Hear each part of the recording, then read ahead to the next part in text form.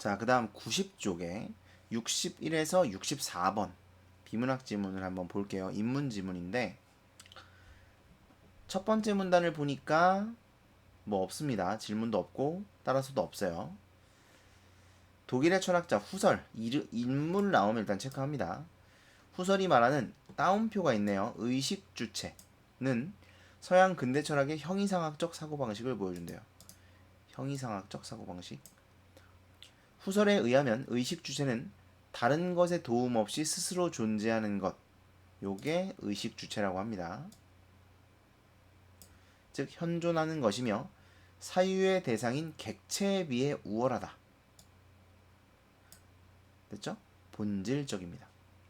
이와 같은 맥락에서 의식 주체인 정신은 의식 주체가 정신인가 봐요.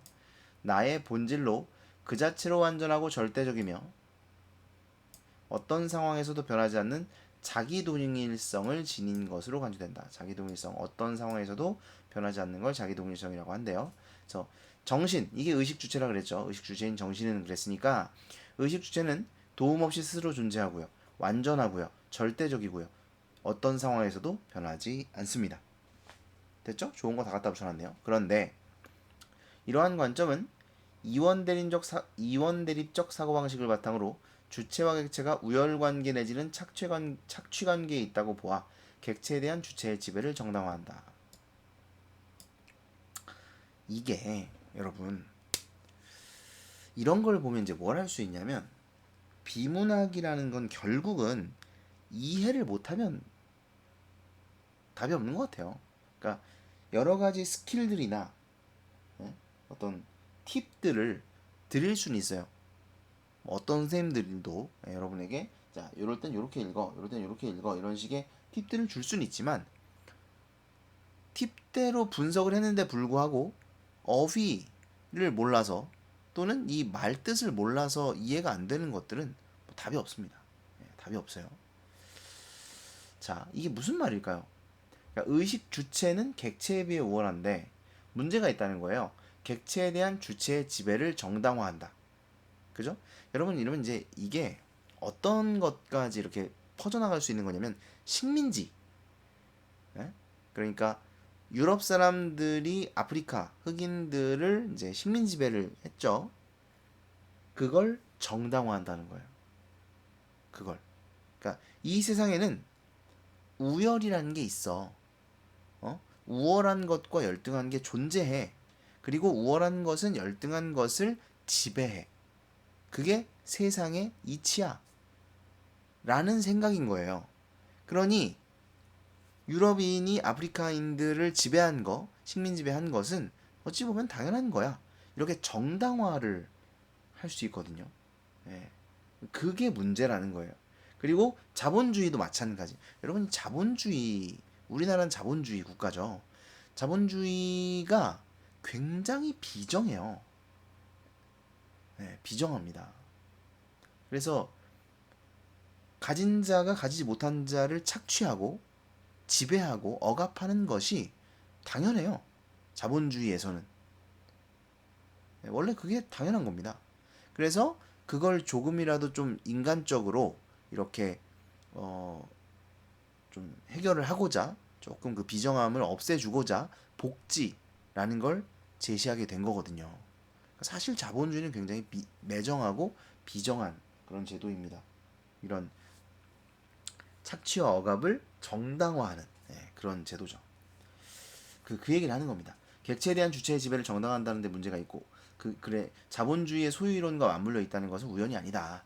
자본주의도 객체에 대한 주체의 지배를 정당화하니까 이 말이에요. 자, 그 다음 문단. 후설을 비판합니다. 데리다. 이름이 데리다네요. 자, 그러니까 데리다는 후설이랑 반대죠. 후설을 비판하는 입장이에요.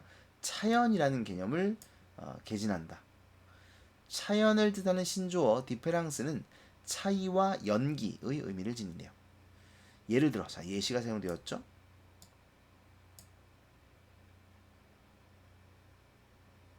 여기까지인 것 같은데, 그죠? 여기까지가 예시죠. 어떤 단어의 의미를 설명하기 위해 또 다른 단어를 사용하는 경우가 있는데 이때 단어의 의미는 고정되는 것이 아니라 또 다른 단어와의 차이에 의해 그 의미가 구별된다.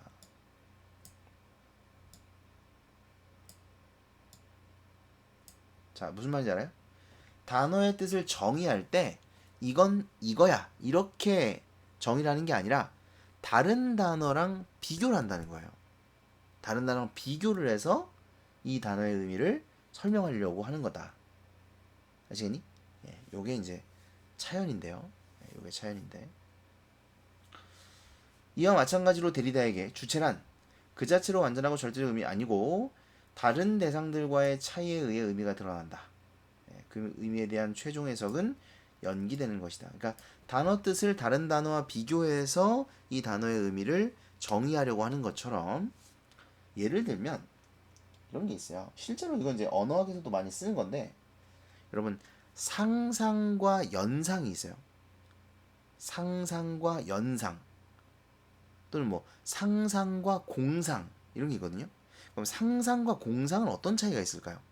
둘 다 생각하는 거거든요. 이걸 그냥 우리말로 바꾸면 생각하다 이렇게 쓸 수가 있어요. 그런데 상상하다라는 것은 실제로 일어나지 않은 일을 떠올려 보는 게 상상입니다. 근데 공상은 공상도 떠올려 보는 거긴 하죠. 실제로 일어나지 않은 일을 떠올려 보긴 한데 어떨 때 우리가 공상이라는 단어를 쓰냐면 실제로 일어나기 힘든 일 또는 일어날 수 없는 일을 상상할 때 공상이라는 단어를 써요. 제가 아이유와 결혼을 한다든가 죄송합니다. 아이유 팬들분께 사과드릴게요. 아무튼 뭐 이런 것들 이런 말도 안 되는 절대 일어날 수 없는 이런 일들이 이제 공상이라고 이야기를 하는 거거든요. 그러니까 즉 이런 것처럼 그러니까 상상이라는 단어와 공상이라는 단어를 비교해서 그 단어의 의미를 정의해 나가는 것처럼 어, 여기서는 이제 주체라는 것이 어떤 절대적 가치가 절대적 의미가 있는 게 아니라 다른 객체들과의 의미 비교를 통해서 상대적으로 의미가 결정되는 것이다 라는 이야기예요. 이해가 되시나요? 이거 좀 이해가 되셔야 되거든요. 자, 그 다음 보시면 데리다가 말하는 차연은 단순히 의식 주체에 대한 대립 개념이 아니라 이거 중요하지 않아요? 객체 가치를 밝히는 새로운 개념이다. 그러니까 여기서 보면 그 후설은 객체를 굉장히 중요하지 않게 여겼단 말이죠.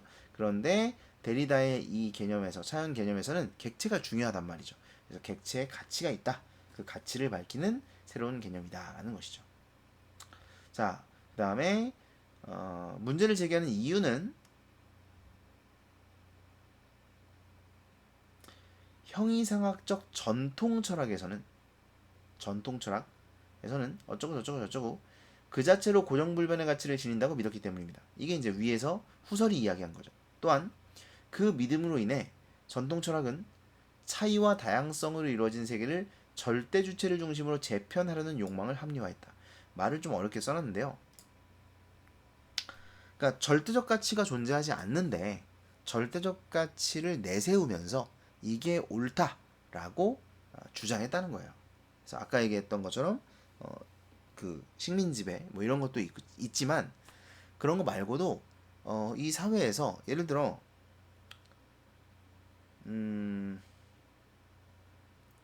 경로 사상 뭐 가끔 제가 얘기하긴 하는데 저는 나이를 먹었다고 해서 우대를 받아야 된다거나 나이를 먹었다고 해서 대접을 받아야 된다 뭐라고 생각하지 않아요. 전혀 생각하지 않습니다. 물론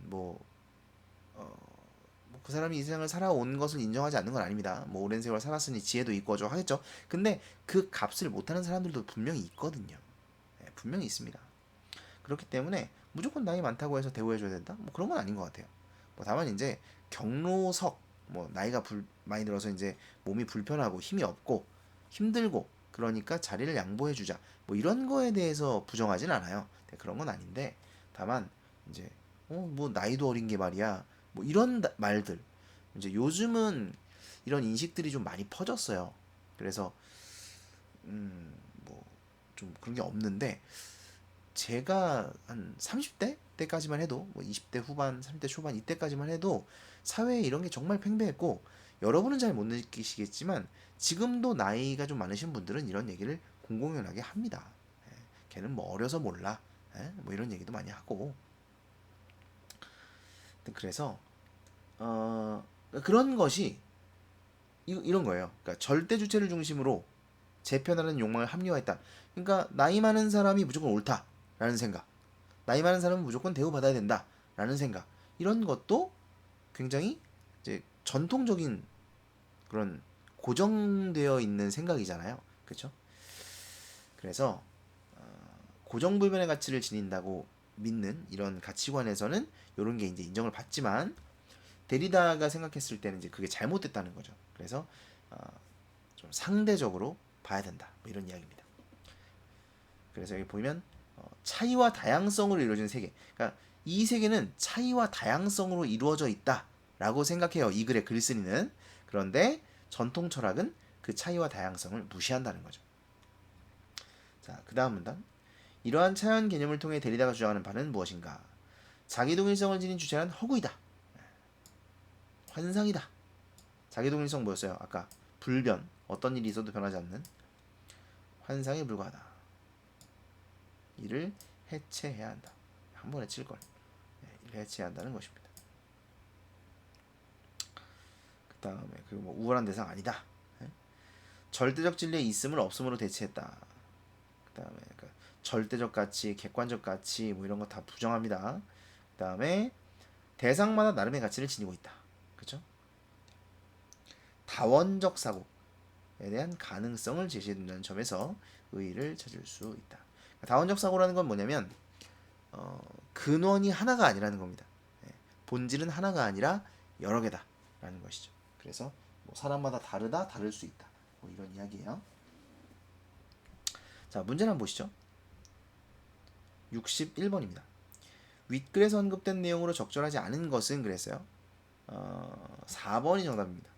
형이상학적 사고방식의 정립계기, 뭐 요거는 아예 이제 시작이 되는 그런 내용인데 나와있진 않습니다. 그 다음에 62번 차연에 대한 이해로 가장 적절한 것은 1번이죠.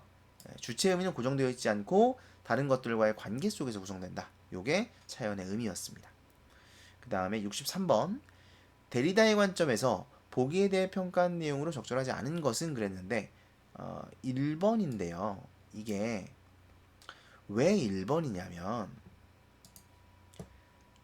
이게 틀린 거예요. 그러니까 데리다는 식민국이 열등하다고 보지 않는 겁니다. 여러분 이거 잘 생각하셔야 돼요. 그러니까 식민국은 열등해서 식민국이 된 게 아니에요.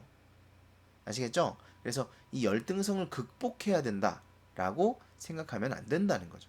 그냥 다를 뿐이지 얘네가 열등한 게 아니다라고 말하는 겁니다. 데리다의 관점은. 그래서 열등성을 극복해야 돼라는 말 자체가 잘못됐다는 겁니다. 그 다음에 64번은 3번이 정답입니다.